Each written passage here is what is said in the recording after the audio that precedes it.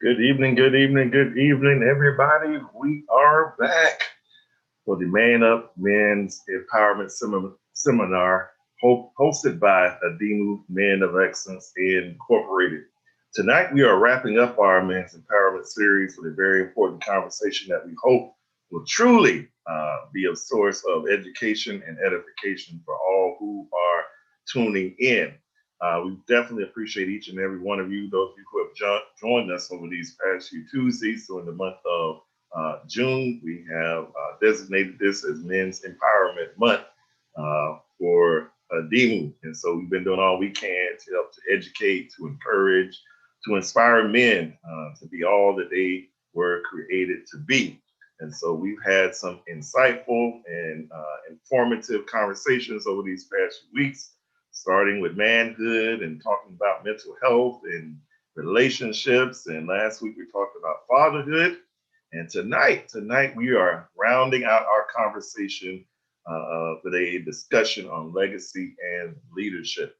And so I know tonight will be definitely an insightful conversation. We want to give a shout out and a voice of appreciation to all of our DEMU alum who have supported us over these past few weeks, those who have been watching us in Zoom, those who have been watching us online and sharing the message and the live stream.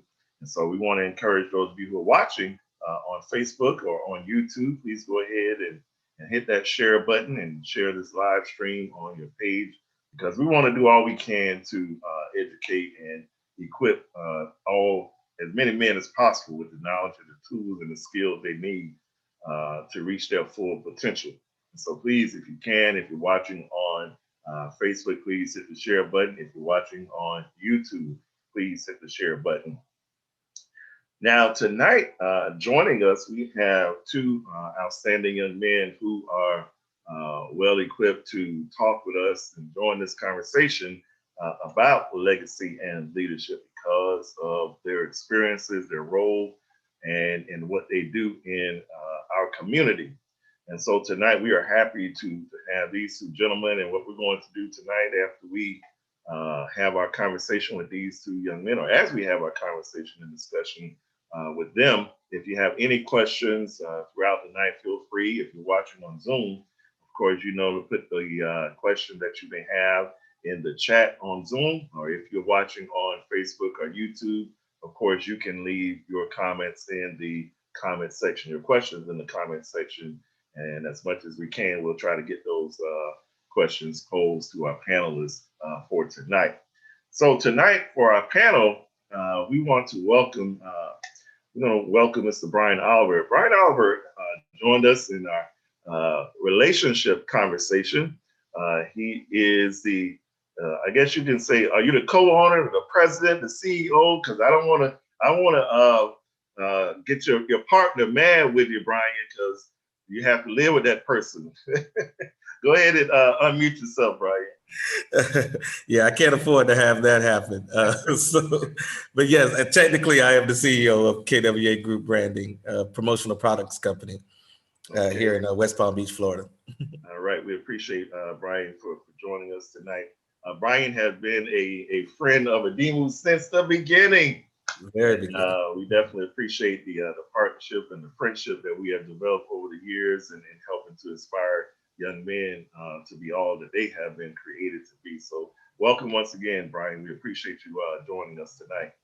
Mm-hmm.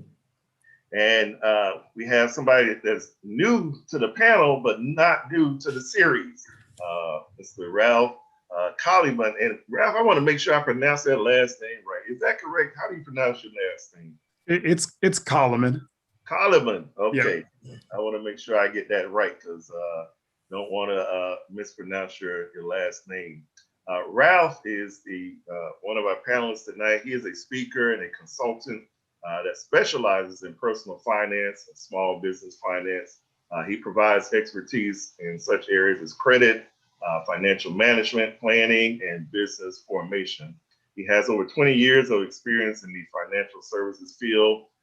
He has worked for Fortune 500 companies and private financial firms in a variety of leadership roles. Ralph uses his leadership to help the financial success of those he serves. Ralph believes in philanthropy and the financial education of the underserved. He currently serves as the executive committee or on the executive committee of the 100 Black Men of South Florida as the chapter's treasurer. One of his passions is conducting financial seminars as a tool to support the education of minority communities. Ralph holds his BBA in finance from Florida International University. Welcome, Ralph. Welcome, welcome. Thank you. Thank you. How are you doing this evening? Doing great. Excellent. I'm always happy to contribute and share the message of finance, especially to, again, as you mentioned, the underserved community, just because we just didn't grow up with the same information. Right, right. And I'm glad you're starting out with that statement right there. I want to start out by dealing with that word legacy. what is your definition of legacy, and why should it matter to us, especially as men? What's your definition of the word legacy, and why well, I guess you can also say why it matters to you and why it should matter to all men. That's a good question. Everyone has a different definition of legacy and how they perceive legacy to be. And in some aspects, some individuals will think about their legacy as their finances. What do I have to leave to my children, my grandchildren, et cetera? Others have a thought process of legacy of what did I do on this earth, or how did I contribute? How do people view me or see me, right? I would say for myself personally, it lies in the contribution to others. The financial standpoint, we all want to take care of our families, but I think to me, what's really important is not just taking care of my family, but also helping and contributing to the community. So it's, for me, a legacy is being able to give back, pay it forward. I mean, there are a variety of ways that you can express it. But what are you known for? And are you known for being a giver? Are you known for being a taker? Is it a two-way street? And I think for me personally, that's what's the most important, is leaving a legacy of giving and trying to help educate, or when I'm gone, leave the future generations better off than I was. So for me personally, that's what I would say legacy is for me. Brian? That is absolutely spot on with what I was going to say. What he said. Yeah, absolutely. And so really all I'll do is just kind of add to it, because also, one other thing that people think of when they think of legacy are your children. And Ralph, you mentioned it too, in addition to your financial contribution, as well as your actual physical contribution to the life that you live. And that is also intertwined in there for me as well. Considering the fact that my wife and I, who started this business, started it, our name, KWA, are the middle initials of our immediate family, ourselves and our kids. And we started this company with the understanding or to build a foundation and leave a legacy for our children through this. But it's sometimes difficult for parents to understand that line between doing things for your kids and living through your kids.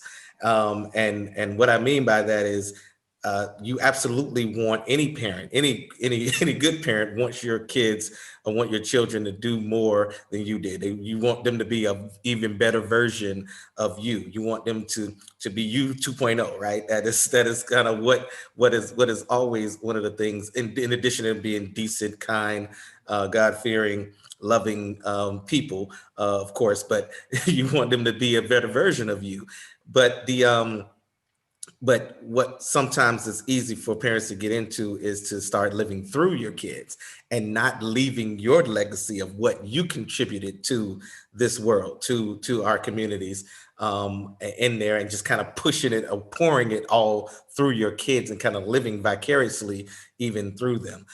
So one of the other things that I think about when I think about legacy is what I want my children, what the generations after me, to remember me for. What do I want them to think about? What people talk about that dash in the middle on the tombstone, right? When people are, when my eulogy is going on, or when people are thinking of me and the relationships that I've had with them and the impact that I may have made on them, is it positive? Is it negative? Is it lasting? Is it sincere? Is it meaningful? Did I share with them? What did I share with them? Knowledge, understanding, support, whatever it may be. Those are the things that I consider to be the most important things when it comes to a legacy, and doing that with your children, sharing those things with your children as well, so that they can continue to give back and mirror you in that thought process. that's when a legacy becomes stronger and stronger as generations go on and on. Yeah. And I think that's so important to remember. And I actually want to, challenge the men right now when we talk about the topic of legacy. And I want to ask the men a question who are watching this. How do you want people to remember you? As Brian mentioned about, how he wants people to remember him. And so I asked the men that are watching this, how do you want to be remembered? When people remember you and think about your name, what kind of thoughts or what kind of things do you want them to remember about you? Because when I think about legacy, I think about what the Bible says, how a good man, he leaves an inheritance for his children's children. And in most cases, when people think about that, they think about the monetary side of it, which is true. But I also think about the name and the reputation that's associated with a man, because oftentimes if our name or if we leave this world with a bad reputation, that's going to be connected to our children and our children's children. Yeah. And so, when we think about legacy, it's not just the financial thing that you leave behind, but the reputation and your name and the image that you leave behind that your children and their children have to carry forward. So how do you want people to remember you? Ralph, you mentioned about your work, in educating communities about financial awareness and financial management. And I think that's so critical for us to talk about more and more, just as we talked a few weeks ago about mental health and how that's so needed for men to have that conversation. What are some of the common challenges that men face when it comes to financial wellness? What are some of the things you run into that people, and specifically men, struggle with, Black men struggle with when it comes to financial wellness? That's a really good question. And there's several answers to that. There's not just one answer, but one of the simple answers is just getting the education. We're not taught personal finance. We're not taught credit. We're not taught investing, whether it be in junior high school, college. I'm a finance major, and I did not learn personal finance when I was in college. I learned corporate finance. Even when I started my career, I worked a variety of roles.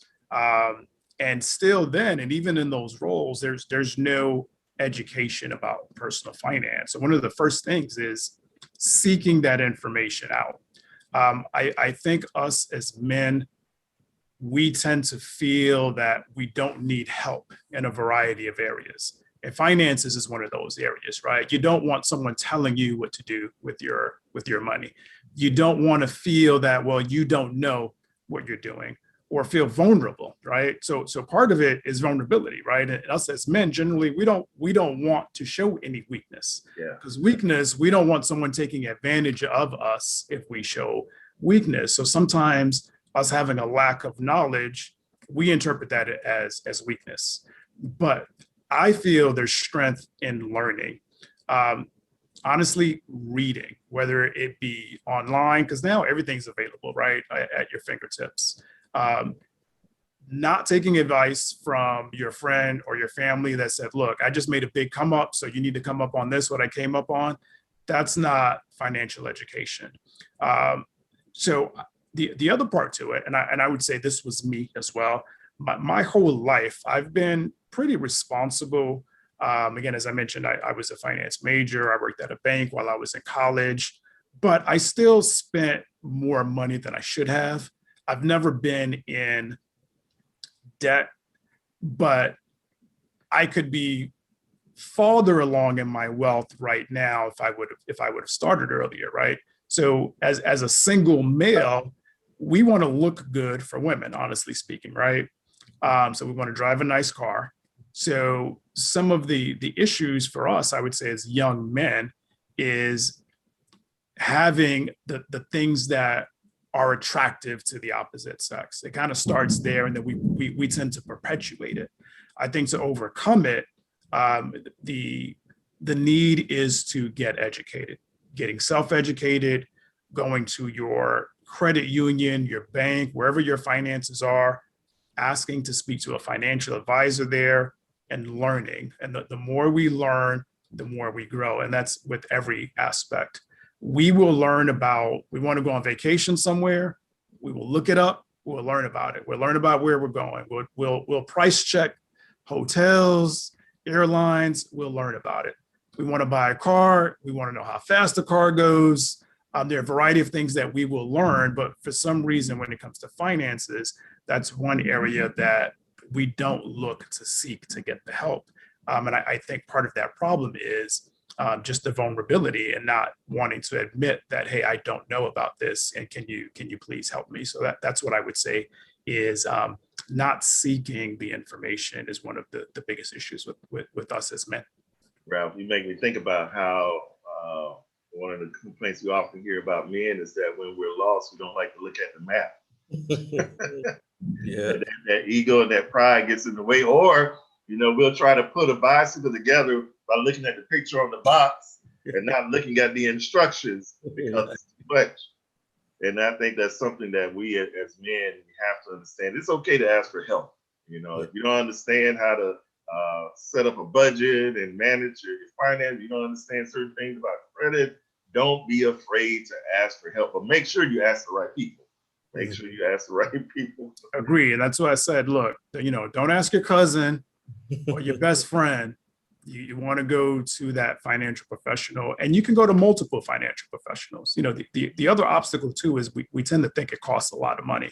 It actually costs zero to have a consultation with a financial advisor or financial professional. It's not until they actually are doing work for you that there's a fee. And even still, we tend to think that, okay, I'm not rich, so I don't need a financial advisor. I don't have that kind of money. But it's not about the money. It's about starting and laying those bricks down.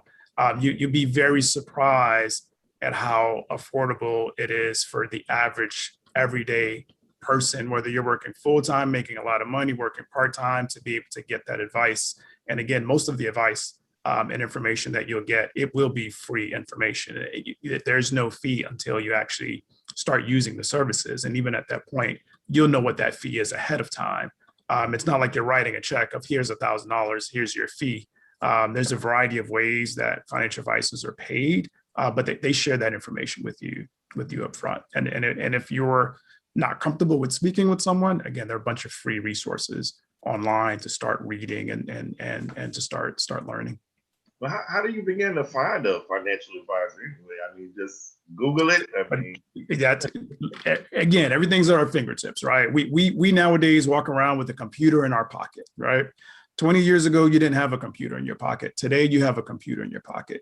You can run a business from your cell phone. Mm-hmm. 20 years ago, if you were buying stock, you had to actually pick up the phone and call a financial advisor and have that financial advisor execute a stock order for you. Now there are a ton of apps, so you can go on an app. So in order to find one, yes, you can Google, or again, wherever your financial institution is, whether that be a credit union, whether that be your local bank, where your funds are located, most of all of the financial institutions have a financial advisor that you can speak with. And again, there's absolutely no cost into having the conversation and seeing what they can do for you and how they can help you. So I would say start where your funds already are, wherever the financial institution that is. Starting there would be a good starting point. And if you don't like that person, honestly speaking, because personality comes into play, you can ask to speak to someone else. So you're not tied into the one person that you meet for the very first time. Yeah, and it's funny you mentioned, Ralph, about people think that they have to be rich or wealthy in order to have a financial advisor.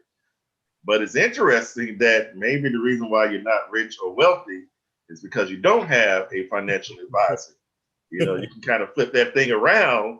If you get some wise financial counsel, it may help you to improve your standing and your wealth. So that's a different way of thinking about that. Yeah. Brian, I want you to think back now on your road to manhood and where you are now. Yeah. How has your financial awareness grown? Well, it's funny. What Ralph was saying is absolutely my story, and it is, as Ralph said, for so many of us. I didn't have the financial understanding of as far as my personal finances go growing up. I mean, I had a male role model. I had my mom there too, of course, um, and even though they got divorced when I was in middle school, I still had their presence in my life, very, very much so. But they didn't have that knowledge and understanding. So how could they have given it to me? And my mom battled even more than my dad did, a lot of bad credit. She had very bad credit after divorce, and that was how she learned. She learned because she needed to literally start from zero or start from a very low number and build it up. And now her credit is stellar. And as she learned that, she kind of taught that to me. And this is while I was kind of going and matriculating through end of high school, going into college. And even then, to Ralph's point, I wasn't listening that much because it didn't affect me. I mean, what are you talking about, Mom? I don't even have a real job right now. I'm in school. What do you mean? I need to take care of my money credit. It's a credit card, and I get a free T-shirt if I sign up for this MasterCard on campus. That got me. That got me. Let me do that. So, and of course, I ended up with not so great credit because of that lure and that desire to, hey, I can spend money that I didn't earn. What? And all I have to do is avoid a phone call and I never have to pay it back. Come on, man. So but I had to learn that. And then and Ralph, once again, you said it great. How did I learn how to get better at it? I'm still not perfect at it, of course, but how did I learn that? From listening to people, talking to people, realizing, hey, Brian, you don't know this. You don't know this. Here's somebody that you know and trust, that is in your network, in your group of friends who've gone to school with you, or in one of the same organizations. I'm in the fraternity, so it might have been a fraternity brother or any of the other organizations I belong to. And by the way, Ralph, I didn't realize you're my 100 brother too. I'm in the Greater Fort Lauderdale chapter. But if it was somebody there who is an expert in that field, of course, talking to them and understanding, okay, what can I do? And every one of them, if I talked to 7 of them, I got the same sort of answer. It was, Brian, it's a marathon. It's a step-by-step process. It's putting away money. It's, yes, we can do, maybe we can make some tweaks here and there and get you in some secure stuff and then maybe get you in some more aggressive stuff. But the first thing you had to understand was some of your money that you make, you need to put it away. You need to put it towards an investment of some kind.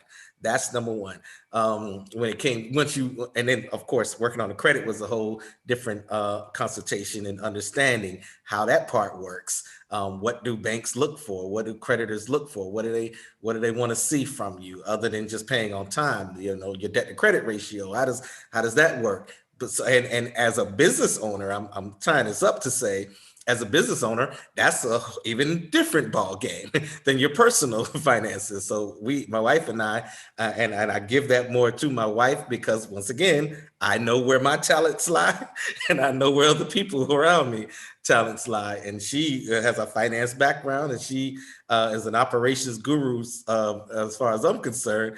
And so but even then she's doing boot camps that are offered from the Urban League or the Small Business Development Corporation, where they're allowing small businesses to understand their finances better. What a profit and loss statement looks like. What does a cash flow statement look like? How do you do projections properly? I mean, these are all things that we're learning today as business owners, as we're growing, and which God, thank you for that growth. But we still have to continue to educate ourselves and lean on people who know, and that we know and trust, but who know this, who are experts in this field to teach us and explain to us what do we do, how do we do step by step, and then we do it, and we see the fruit, fruition at the end.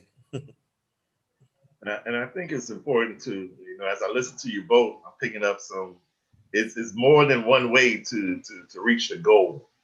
And what I want to ask is, and I know it's probably more than five, but I wrote this question here. What are five things every man should do to build wealth for himself and his family? And what are five things every man should do or must do to build wealth for himself and his family? And let that marinate for a little bit, unless you want to jump into it. I'll pitch out a few items. I'm not sure. So these are not in priority order, but the very first thing is you hear the saying, pay yourself first, right? And that comes down to creating a budget. And some people don't like the word budget. You could call it a spending plan. People like to spend, so call it a spending plan, right? Because people hear budget, they feel restricted, right? But then if you say spending, people feel a little bit more open. Wow. Just play on words. Wow, that does look different. Yes. So getting your mind frame ready for it, right?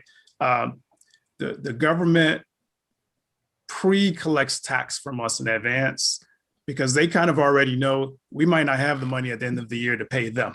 So the government takes that money up front.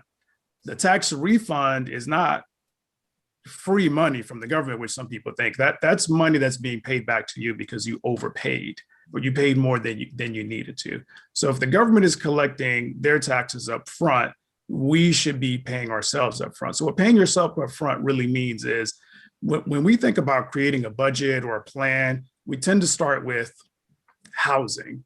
How much we're paying for rent, what we're paying for our mortgage. Then we go to transportation, how much we're going to spend on our car on a monthly basis. Then we go to food or whatever other expenses, utilities.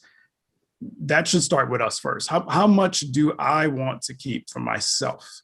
And then everything else comes after. That makes it a lot easier. So the first thing is paying yourself. And what, again, that comes down to you pick a percentage of your income. The government's taxing you 15, 20, 30%, depending on what your tax bracket is. You do similar for yourself. I want to save 20% of my income. You take that 20% right off the top, and the rest of it is then what you can now spend on housing, car, et cetera. Generally, we do it backwards. Whatever's left is what we keep for ourselves. So I'm willing to pay $1,500, $2,000, $2,500 for rent, mortgage, whatever the case may be. I'm willing to spend $300, $400, $500 for a car payment. I'm willing to spend $100, $200 for my cable bill. And then whatever's left at the end, then that's what we tend to keep for ourselves. So number one would be breaking out right off the top what we're going to do for ourselves. Number two would be automating that. So the same way the government takes their money up front and they take it out of your paycheck automatically, the best way to do savings is to have it come out automatically. And I personally feel that it shouldn't really be savings, it should really be investing, because you want that money to grow right away. The sooner it grows, the better off you are. Take $100,000. If your grandfather had $100,000 50 years ago, that was a lot of money 50 years ago. 50 years ago, you probably could have purchased 4, maybe even 5 houses with $100,000. Today, you can't even buy a 1-bedroom apartment with $1,000. So the savings is, to me personally, for something that you are going to use that money for in a very short period of time, within 6 to 12 months, something really short. Otherwise, you want to let that money grow and grow immediately. Something that I learned over time, and I learned from other cultures, basically, is that, and there's a saying right now, and the saying is, cash is trash. Inflation generally goes up about 2% per year. A savings account right now is paying 0.0 something. So while the cost of everything else is going up, the value of your money is decreasing. So that's why I say number two is you want to start investing immediately, as soon as you possibly can. We've seen gas prices go up recently, right? Gas prices tend to fluctuate, but your money sitting in that savings account is not keeping up with the rate of increase of gas. Rental rates go up. over time, right? So if you're a renter, your savings account is not growing at the pace that landlords are increasing rent. The third thing I would say is we're a society of consumers. We consume. And as consumers, what we're really doing is transferring our wealth to whatever corporation we're purchasing from, whether that be Apple, whether that be Nike, whatever name brand you want to think about, we are transferring our money to that organization. So our employer, if you're employed, transfers money to you, and then you transfer money to the organization or whatever company that you're consuming from. We want to stop that. Consumption tends to be one of the first things we think about as opposed to growth. We want to change our mentality and change our mentality or our mindset to growth. So for anyone that's in debt, the first thing to think about is how can I get to zero as fast as possible? The sooner you get to zero is the sooner you get to the plus side. And I'll give you an example of what I mean by that. You've got $5,000 in credit card debt, let's say at 20%. You got $5,000 in the savings account, paying you almost zero. That 20% is going to keep growing and growing and growing while your money's not growing. You're better off taking that $5,000 in your savings account, paying off that 20% credit card because you're not earning 20% at the bank. Now you're at zero. And you can start increasing your wealth a lot faster once you get to zero. So it's not so much about thinking about how to reduce debt, so to speak, but what's the fastest way to increase my net worth? When we start thinking about our net worth, we think about it very, very differently on how we save, how we invest, how we spend. So now every dollar now counts because it's subtracting from my net worth. You get to a point in assets where the appreciation of the assets takes care of itself. It starts paying off itself. Brian mentioned earlier, it's not a race, it's a marathon. And being a marathon, it takes a little bit of time. When I first got I would say, most professional role in finance, I was a trader for a pretty large corporation. And trading is fast money.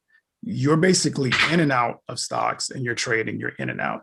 But that was the business that the corporation was in for our clients, not so to speak how we were making our funds. We're making funds by charging fees to our clients. So right now, Robinhood, for example, is a very, very popular app. A lot of people are trading. Corporations are making money as we're moving money back and forth, back and forth, back and forth. Brian said it correctly. We want to think about the long term. So I would say that would be number 4, thinking much further out.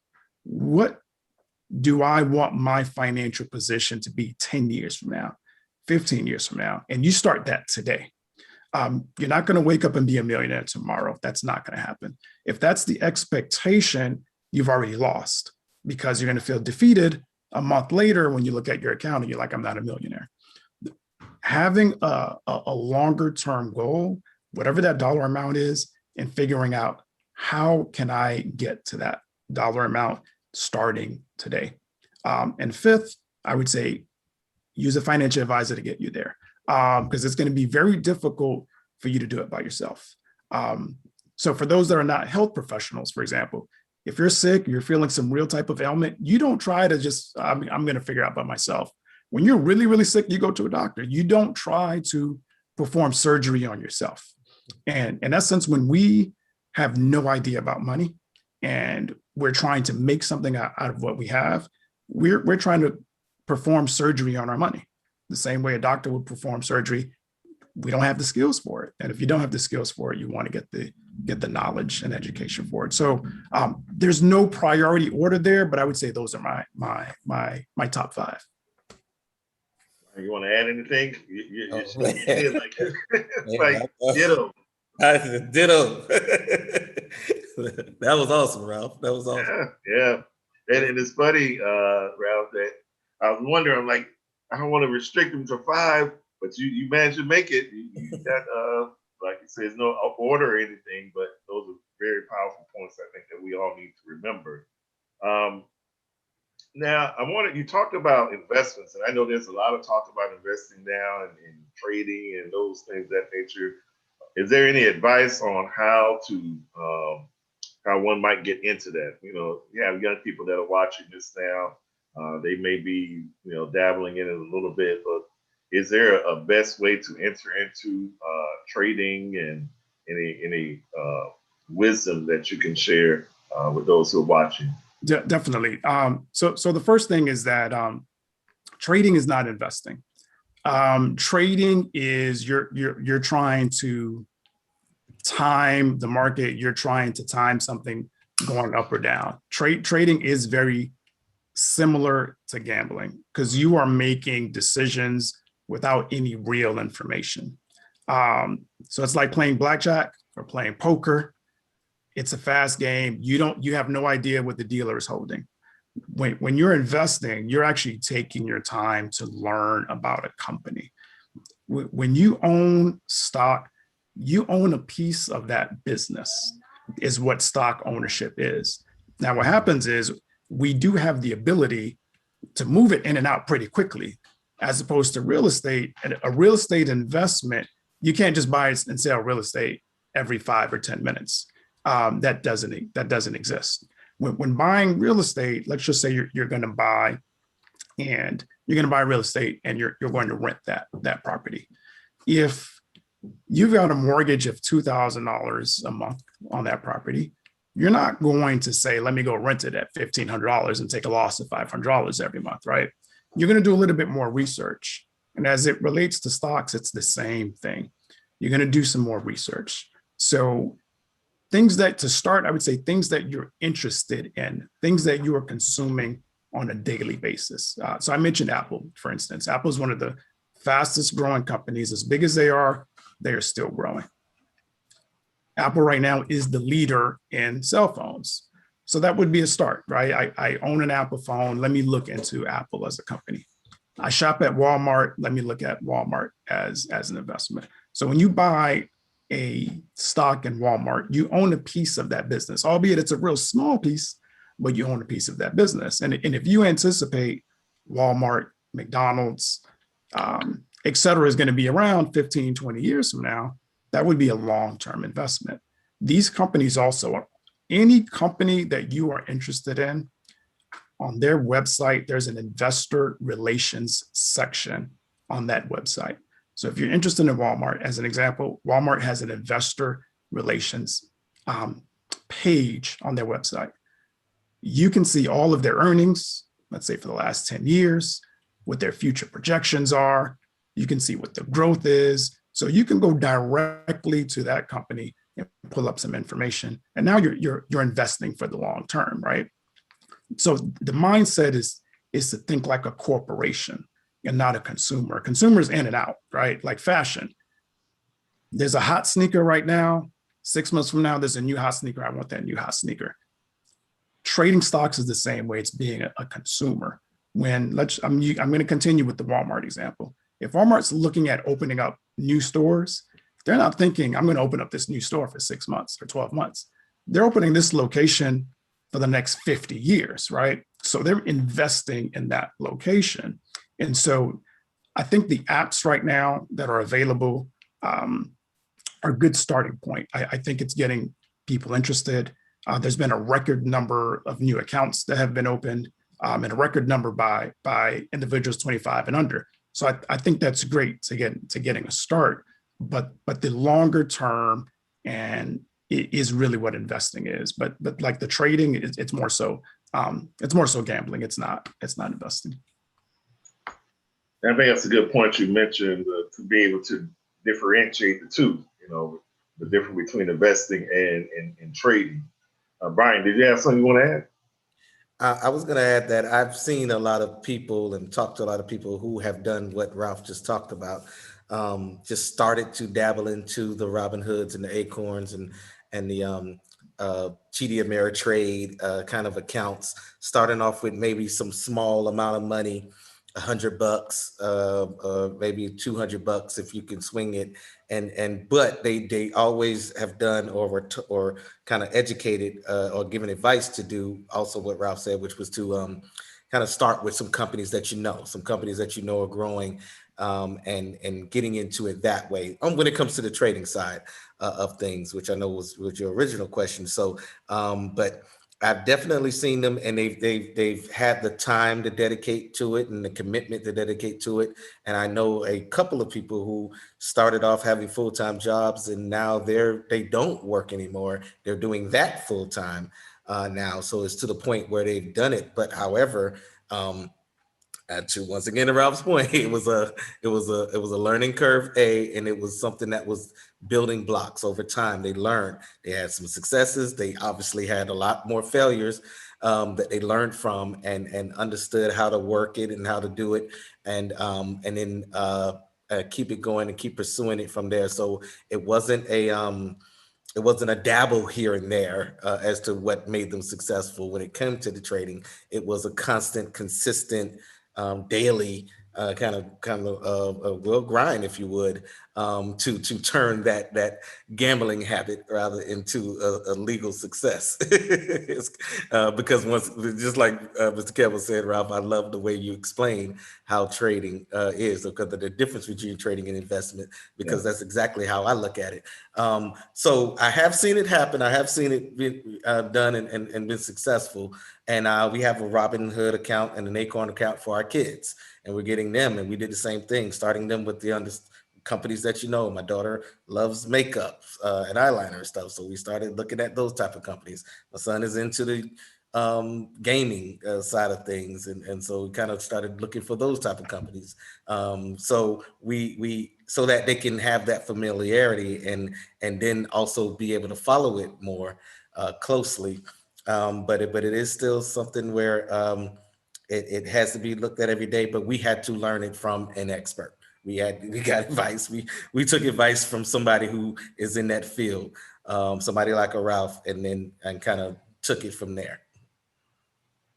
That's good information, and I keep thinking about that. I never thought about the difference between investing and trading, and that's where that education comes in. That we started talking about at the beginning.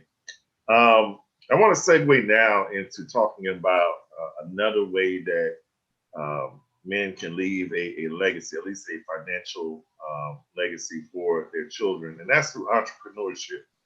Starting their own business. Brian, I know that you and your wife have started your business, and I just want to know why did you start your business, and what do you attribute the success of your business to? Why did you start KWA? So it's interesting for us because I'd love to sit here and tell you that, or I've always wanted to be an entrepreneur. I saw myself owning my company from when I was a little kid, and I was selling quarter waters on the street for more than 25 cents, but actually it wasn't that way for me. I mean, I started talking about it when I was just finished out of college and working for a small Black-owned business. So I had a role model. I had somebody that I looked up to that was doing it. And that's what first entered my mind. That's when the thought first entered into my mind about the possibility of me doing it. And then I liked what I was doing on top of it. So, but I still said, you know what, I want to have some major corporation experience. I want to see how the big engine runs, how that works. So I can see, as we talked about earlier, kind of the end game, the long goal, how, because every business starts as a small business, whether they grow into a mid-size or enterprise business. From there, they still started small. So, well, what were the things that got them to grow? What are the conversations that they're having? What were the pitfalls or that they learned from? So I wanted to have that major corporation experience, and I did. I got that, but even then, we talked about it, but it didn't come into fruition until, quite honestly, there was a major shift with the merging of the company that I was working for. and 75% of the sales force, which I was a part of at that time, got laid off. And I think that the straw that kind of led me to say, you know what, this is something that we need to do. So it's noodling in the back of my mind. I'm getting skills, I'm getting experience, I'm seeing how this can happen, but I'm still kind of doing the double dutch, right? Still trying to wait and see if I want to jump into it. But I kind of said that straw that kind of broke my back there was that I'd never wanted to be in a position again where I feel like someone can determine my financial fate while they're on a yacht on a Sunday afternoon. Like that was the visual that I got. So that was the motivation for me to get over the fear or the doubt or the hesitation that I had about doing it, because I realized, okay, I can do this. Okay, now if I do it though, who can I lean on to help me? Who are my role models? I lean back on my mentor from that helped me, that hired me right out of college, literally a month out of graduating college, and that was my first career, a straight commission sales company, and that Black-owned company back in 1998. I leaned on some other business owners that I encountered throughout throughout my travels and within my network. I talked to people. We got a mentor with SCORE, one of my previous sales managers at the major corporation I worked at. We literally asked him to be our business advisor, kind of from an overall standpoint. And his thing was, okay, this is how you build a business. You talk about not just a business plan, but a marketing strategy. You budget, you understand your budget. What do you want to spend? What are going to be your return on your investment? Are you going to have an accountant to handle your finances? And what do you need that accountant to know? I mean, there were literally kind of 5 points that he talked about: marketing, sales, funding, business credit, and in staffing. Those are the 5 points. Not that there's nothing else that a business is responsible for, but if one of those 5 things are off, I can tell you you're gonna be hard pressed to grow and be successful. So it was understanding how to work on your business while you're working in your business too, and taking that time to set goals and understand what those goals look like and how do you reach them, with the benchmarks, whether it's the 3-year plan, the 5-year plan, 10-year plan, and so on and so forth. So it is still something that we are doing and growing through and growing to, as well. But it definitely came because of and going back to when we started, I would love also too. I can't say that, oh man, I wish we would have done this earlier, because we weren't ready earlier. We did it when we were ready to do it. So and that was when we felt motivated enough, when we felt confident enough, when we felt we had the skills, when we felt we had network and people that we can lean on, when we felt we had those things. And in that last kind of kick in the pants that I talked about, as far as, hey man, you could be with a major corporation, being the number 2 sales rep in the region, and still get laid off. Like that part can still happen. So when you think about it, for me at least, thought about all of those things combined, that helped me to get ready, and make that leap and do it. And then started off part-time with the company and kind of building it up, and then eventually got to the point where I couldn't couldn't burn the candles at both ends. I couldn't be successful at my 9 to 5 and also be successful at growing the company. So full time in 2000 and at the beginning of 2019, full time, and been kind of on the rise and rolling forward ever since. So that's my story, at least, as to how we did it. You said a whole lot there.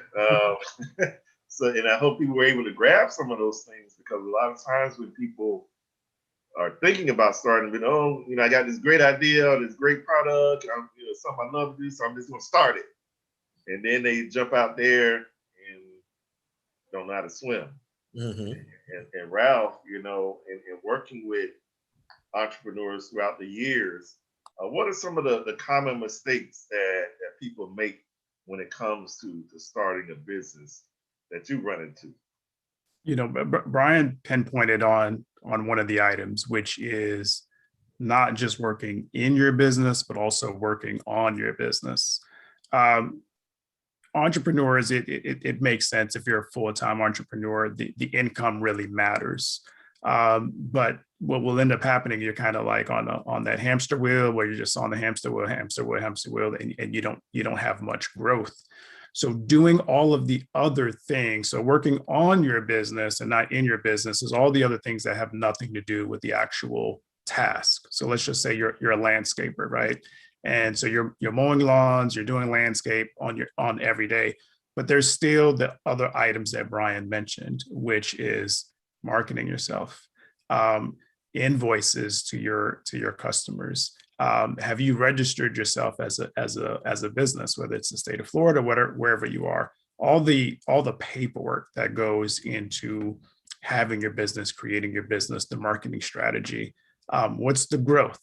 Am I looking at getting contracts, whether it be residential for a community, whether it be for a commercial building? How am I going to target my future clients? So that's working on your business. So all of the planning that goes into the business, that's not just the day-to-day task. So I would say some of the areas that I've seen of need is exactly what Brian said, working on the business. You have to take some time out in order to be able to do that, because that's how you'll eventually grow.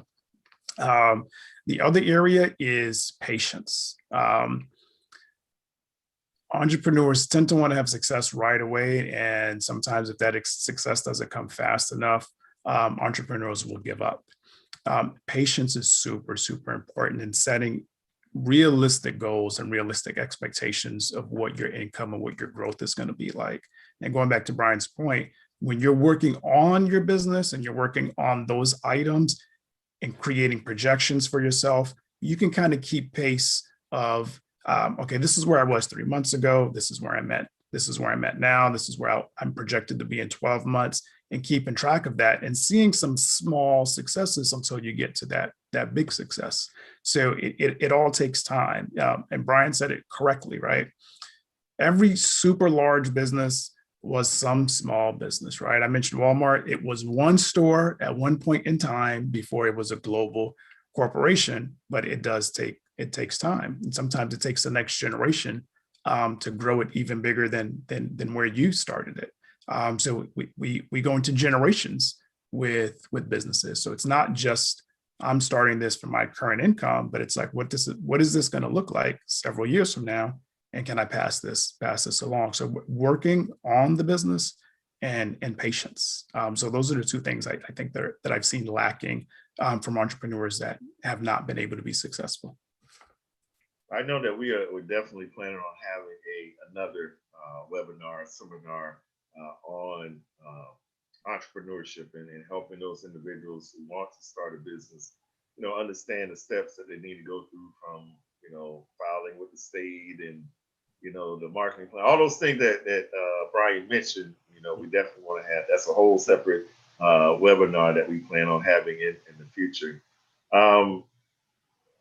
One of the things I did want to touch on, especially as we talk about legacy, and Ralph, I'm not sure, maybe you can help us with this, as far as the estate planning and wills, and what happens to your business after you leave, or what happens to your wealth after you are gone, and having things in place to keep that going, according to your will. What can you what advice or what instructions can you give us in terms of putting those things in place? What is having a will, or what is, some of the things that we need to do so that we can continue our legacy?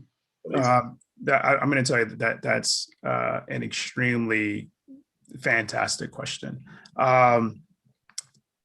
Having an estate plan is a necessity. So the estate plan is going to include your will. It's going to include a trust. It would include a medical directive, a power of attorney. So a medical directive is going to be, if you're incapacitated, who's going to make the decisions on your behalf? The power of attorney would also do the same thing. If you're unavailable or incapacitated, who's going to make the decisions on your behalf? Who's going to pay your bills if you're in the hospital for an extended period of time that has access to your assets, assuming your assets are not joint with your spouse or significant other? The estate plan will help to cover all of that. In addition to, how are your finances being passed through to the next organization, the next generation? So one of the simplest things is having a beneficiary on your banking accounts, your investment accounts. So you've got assets at a bank, you have zero beneficiary. When you go to that bank, or your spouse, your significant other, your child goes to that bank, they're not going to be able to do anything for that individual. That individual is now going to have to hire an attorney, pay an attorney's fees, pay court fees to be able to get access to those funds. An estate plan on the front end covers all of that. So there's some cost to it, but it's cheaper to do it on the front end to do it on the back end. Because on the front end, you avoid the hefty attorney costs, you avoid the prolonged probate that you could potentially go through with the courts, you avoid the court fees. So one of the ways of starting it, there are some, forget the proper term, but they're like robo attorneys that are online. So Rocket Lawyer is one of them, where you're able to get these documents set up at a fairly reasonable cost without paying thousands of dollars to an attorney. Now, if you have access to an attorney, or if you have funds to be able to pay for an estate plan, it's well worth it. So those are going to range, depending on the attorney, how in-depth the documents are, anywhere between $2,000 and $5,000 to get those documents completed. Doing it online is going to be in the hundreds of dollars. But your home, for example, there's no beneficiary to a home, right? Like a banking account is, where you can put a beneficiary. So you want to make sure that your home is left to the person that you want the home to be left to. So the estate plan on the front end would take care of that. Otherwise, it's a long, expensive process for your family members after you're gone to be able to get through that. For your business, the estate plan will also help in passing along your ownership of your business. So let's say you've got a business partner. Business partner is not your significant other. The business partner is someone that maybe was a financial contributor, and you're no longer around. You want to ensure that your heirs are able to own the percentage that you owned. So the estate plan would help in that as well on the front end, as opposed to a potential legal battle on the back end, where the partner, who wasn't really a family member or a friend, says, well, no, well, your spouse or your significant other passed away, so it's all mine now. So the estate plan is really, really important in defining all of those things. And again, even as simple as being in the hospital, and you're in the hospital for a prolonged period of time, who's taking care of your affairs? So the estate plan and the documents within that estate plan will predefine all those things for you. That's great. That's great. Remember that, guys. Remember that, anybody that's watching us. So let's go ahead and get that paperwork done, those forms in place, because we never know what tomorrow may bring. And so, planning and preparation, that helps a great deal. What they say, an ounce of prevention is worth a pound of cure. So taking those steps in the beginning will help out a whole lot. Brian, you want to add anything to that?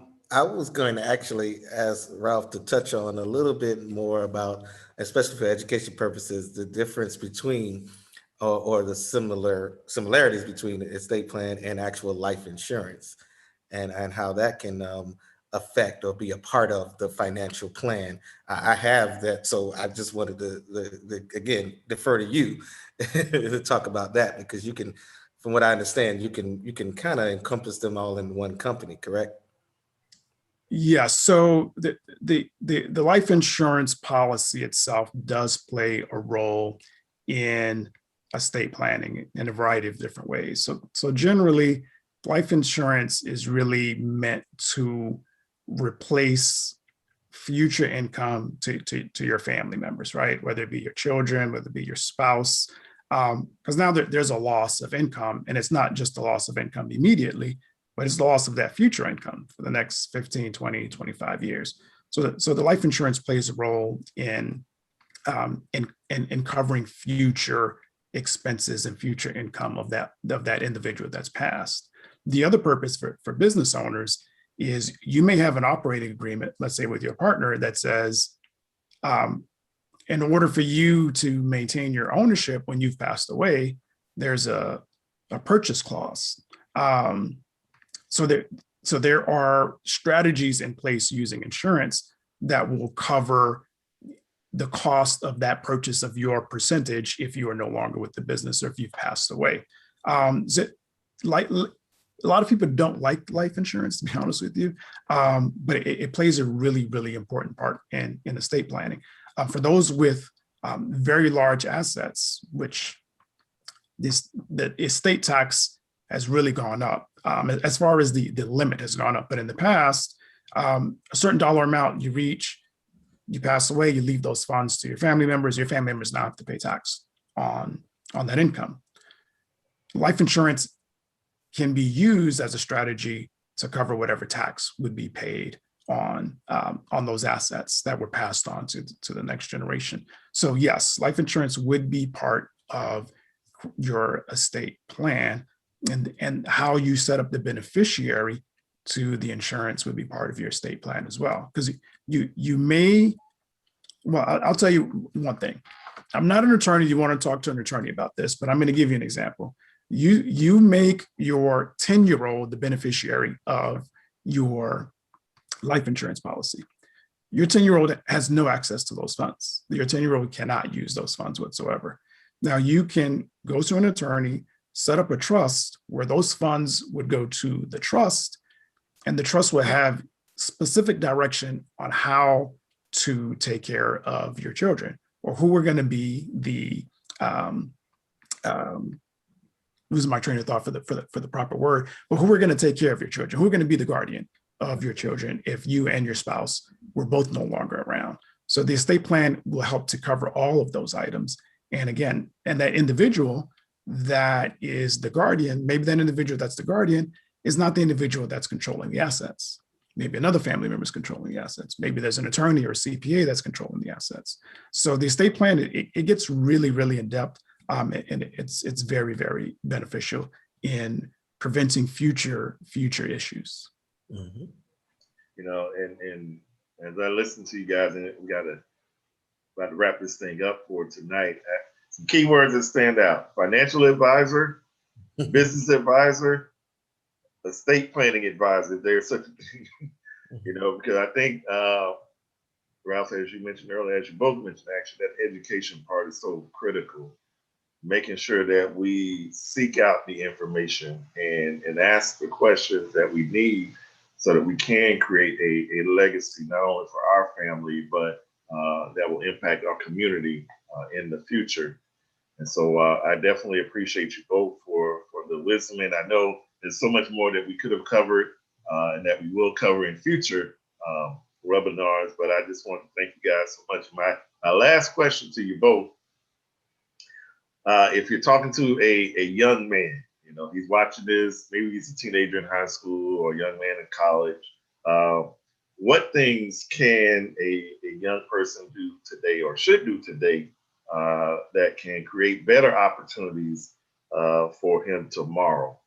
What things can a young man do today to create better opportunities for himself tomorrow?